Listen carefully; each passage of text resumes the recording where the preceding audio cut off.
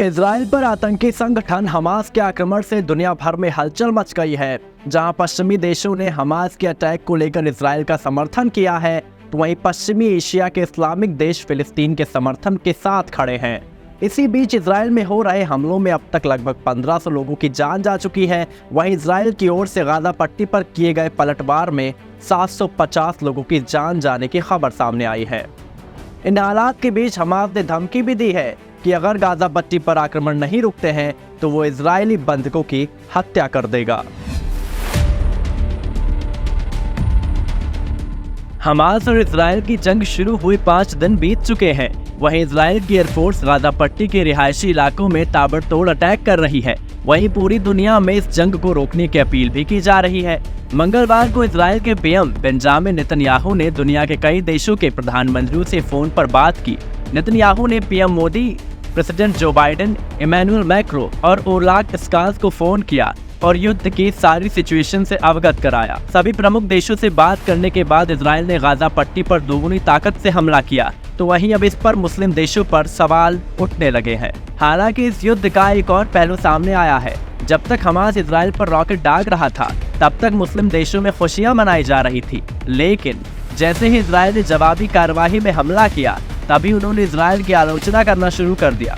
हालांकि America, Germany, France, Italy, Britain, Bharat सहित दुनिया के बड़े देश इजराइल के समर्थन में खड़े हैं। दिलचस्प बात यह है कि इजराइल के जवाबी आक्रमण के बाद दुनिया भर में शांति की अपील की जा रही है। पाकिस्तान के पूर्व अधिकारी और मानवाधिकार कार्यकर्ता आरिफ अजाकिया ने मुस्लिम देशों के रवैये पर सवाल उठाया है। अजाकिया ने अपने YouTube चैनल पर कहा कि हमास के आतंकी इजराइल की बहन बेटियों को घरों से खींच कर ले जा रहे हैं, उन्हें बंधक बनाकर उनके साथ दुष्कर्म कर रहे हैं। तब किसी मुस्लिम देश ने मानवाधिकार कार्यकर्ता ने क्यों आवाज नहीं उठाई? अब जब हमास समाप्त होने के कगार पर है, तो अचानक सभी मुस्लिम देश शांति की अपील कर रहे हैं। अजाकिया ने कहा कि आप एक चीज को 2 चश्मे से नहीं देख सकते। तो वहीं लंदन के मानवाधिकार कार्यकर्ता ने कहा कि कनाडियन इजरायली युवती विविन सिल्वर हमेशा फिलिस्तीन की समर्थक रही है। हमास के आतंकियों ने उन्हें भी अगवा कर बंधक बना लिया।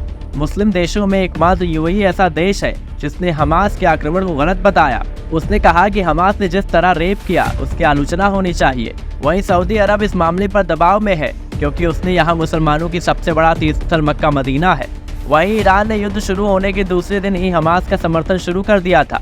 कुछ रिपोर्ट्स में तो ये भी कहा जा रहा है कि ईरान की उकसाने के बाद ही हमास ने इजराइल पर आक्रमण बोला है। अमेरिका के national security adviser Jack Sullivan ने इजराइल पर हमास के अटैक के पीछे ईरान का हाथ होने के आरोपों के संबंध में कहा, हमारे पास ऐसी कोई विशेष इंफॉर्मेशन नहीं है जो ईरान को इस आक्रमण से जोड़ती हो। उन्होंने कहा कि फिलहाल हमारे पास खबर नहीं है, आने वाले दिनों में इस संबंध में इंफॉर्मेशन मिल सकती है। तो वहीं फिलिस्तीनी आतंकवादी संगठन हमास के हमले के बाद इजराइल के साथ एकजुटता व्यक्त के लिए भारतीय अमेरिका प्रांत के लोगों ने शिकागो में शांतिपूर्ण रैली निकाली। सदस्यों ने एक बयान में कहा कि आतंकवाद केवल इजराइल का मुद्दा नहीं है, बल्कि ये एक सतत मानवीय मुद्दा है। बहुत देर हो जाए इसके पहले इसे रोका जाना चाहिए। तो वहीं इस युद्ध पर भारत ने अपना रुख साफ कर दिया है और युद्ध के पहले ही दिन भारत सरकार ने साफ कर दिया था कि वो हर तरह से इजराइल के साथ है। साथ ही देश और दुनिया की बाकी खबरों के लिए बने रहिए हमारे साथ और देखते रहिए स्पाइस न्यूज़ भारत।